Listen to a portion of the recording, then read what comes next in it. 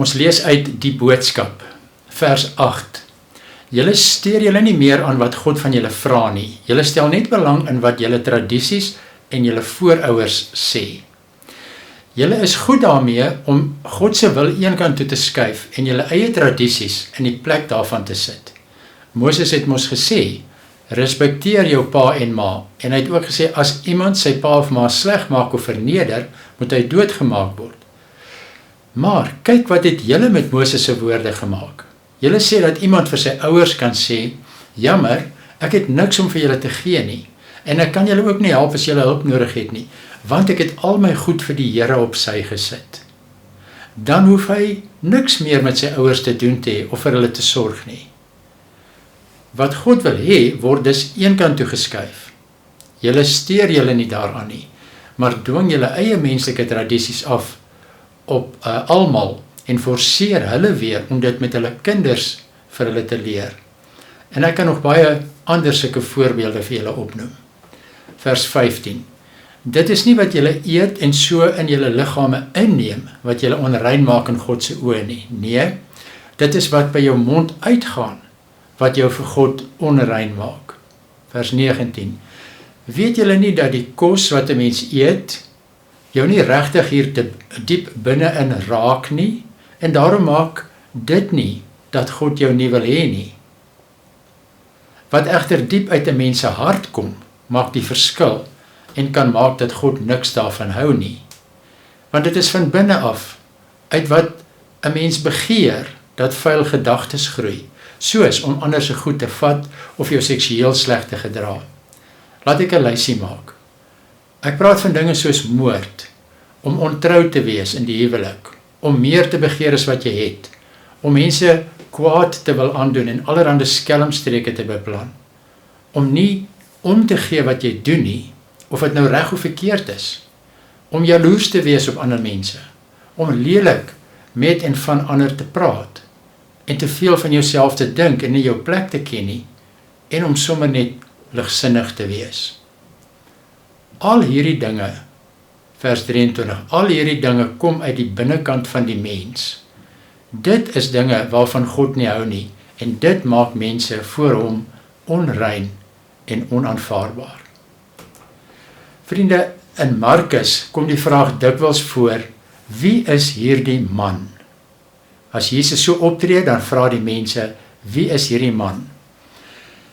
Mense sien vir Jesus, hulle sien hom as hy storms stilmaak, as hy siekes genees, of demone uitdryf, of as hy mense aanraak, wat niemand anders wil aanraak nie. En elke keer dan vra hulle, wie is hy?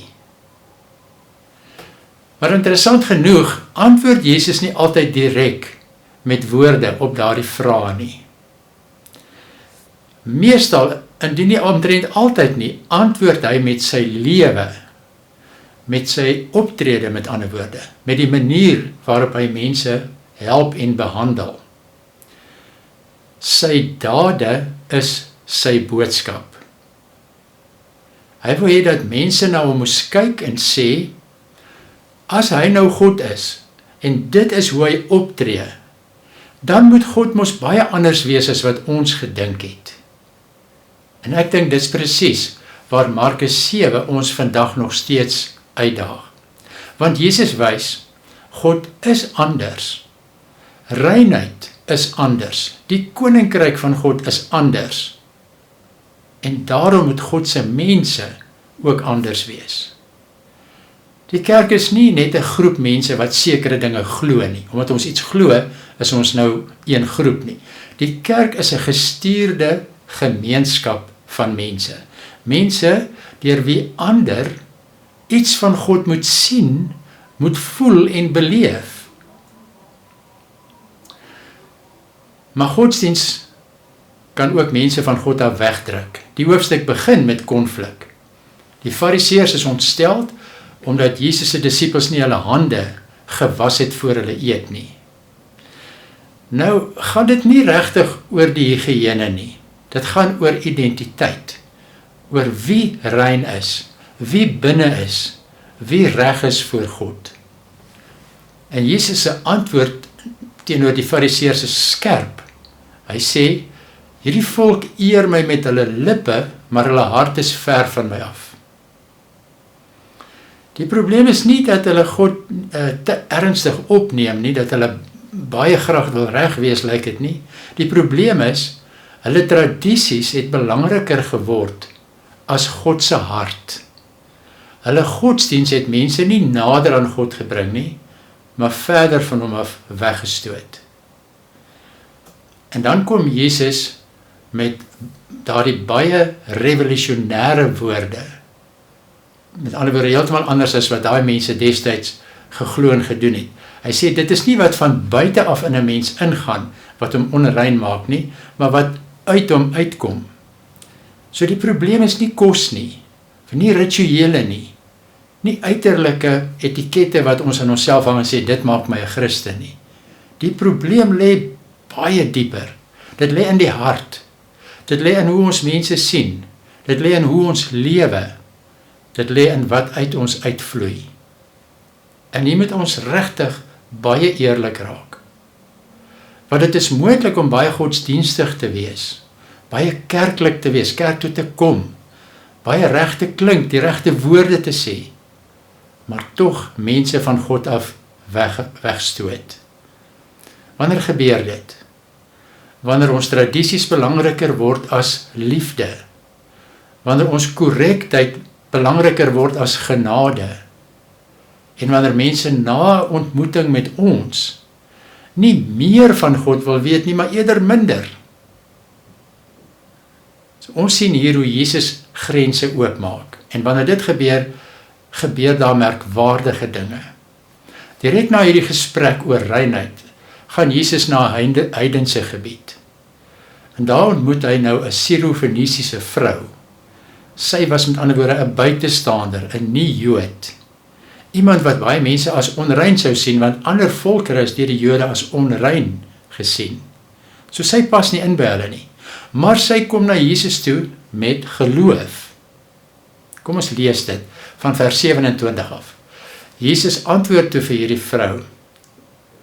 Sy het kom hulp vra. Hy antwoord haar toe, wag jou beurt af. Dit is mos nie mooi om die geestelike kos uit Israel se mond te vat en dit vir onrein mense te gee, wat nie deel van die verbondsvolk van God is nie. Ag, antwoord sy, dit is waar, Here, maar onrein mense sal tevrede wees met die stukkies kos van genade, wat van die volk van God se tafel afval. En toe antwoord Jesus, dit is 'n goeie antwoord, gaan maar huis toe, want die demoon is nie meer in jou dogter nie. Gaan, hierdie geloof van jou het jou gehelp, jou gered. So hier gebeur in die oë van die Joodse luisteraars iets ongeloofliks. Die vrou wat buite was, met ander woorde buite die Jode se verstaan van verlossing, word ontvang en ingesluit. En eenvoudig gestel, God het haar ook lief en sluit haar in by sy uitreik na die wêreld. Sien, Jesus wys, God se hart is groter as mense se grense. Die hele beweging van Markus 7, van die begin tot einde, is, daar's grense wat oopgebreek word stukkie vir stukkie. Mense word ingesluit.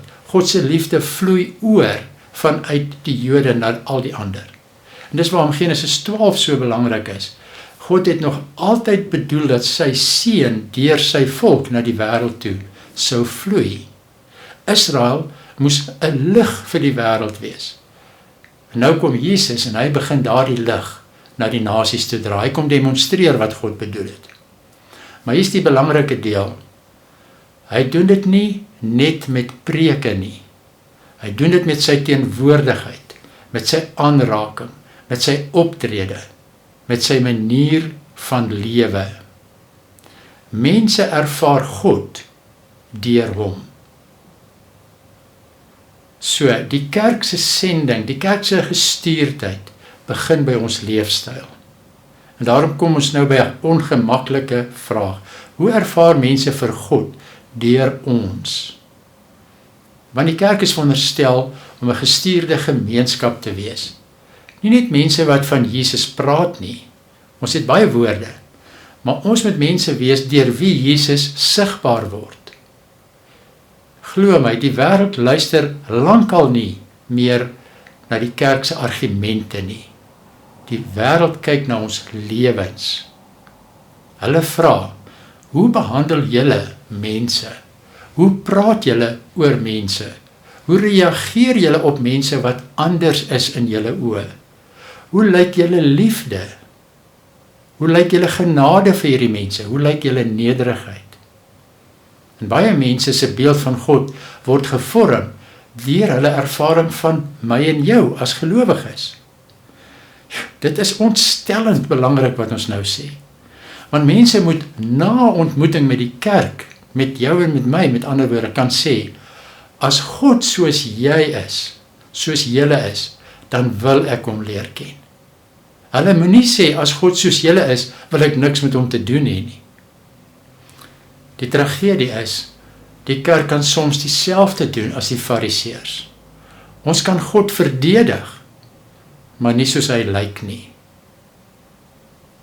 Ons kan die regte standpunte hê, maar nie die hart van Jesus wys nie. Nou, Jesus wil nie net bekend wees nie, hy wil ook reg verstaan word. Aan die einde van die hoofstuk genees Jesus ook nog 'n doofstom man, wat ons nie oor gelees het nie. Dan gebeur daar weer 'n vreemde ding. Jesus sê, mense moet stil bly daaroor en dit nie vir ander gaan vertel nie. Maar hulle kan nie. Waarom nie? Wanneer mense werklik iets van God sien, kan hulle nie stil bly nie. God se liefde is oorweldigend. Maar goed, Jesus weet ook, hy kan maklik verkeerd verstaan word. Hy weet dat mense graag sensasie wil hê, dat hulle 'n wonderwerker wil sien, dat hulle 'n politieke verlosser of helper wil hê. Maar Jesus kom om iets baie dieper, groter as dit te doen. Hy wil mense se harte oopmaak. Hy wil mense nuut maak. Hy wil die wêreld herstel. En dalk is dit ook die kerk se roeping vandag. Nie net om aandag te trek nie, maar om God se reg hier te verteenwoordig. Kom ons sluit. Markus 7 vra uiteindelik nie net wie is Jesus nie, dit vra ook wie is sy mense? Wie is ek en jy wat hom volg? Kan mense deur ons iets van sy genade sien, iets van sy oop arms beleef, iets van sy waarheid en sy liefde ervaar? Want die kerk is 'n gestuurde gemeenskap van mense. Ons is gestuur nie net met woorde nie, maar met ons lewens, met alles wie ons is. Ons verteenwoordig God. En dalk is dit die grootste sendingvraag nie, wat sê ons oor God nie, maar watter soort God ontmoet mense wanneer hulle ons ontmoet? Anders gestel, hoe help ons leefstyl mense om 'n nuwe verbeelding van God te vorm? Met ander woorde, nie die huidige prentjie wat hulle van God het, te bly behou nie, maar om 'n nuwe prent vir hom te sien, 'n God van liefde, genade, insluiting.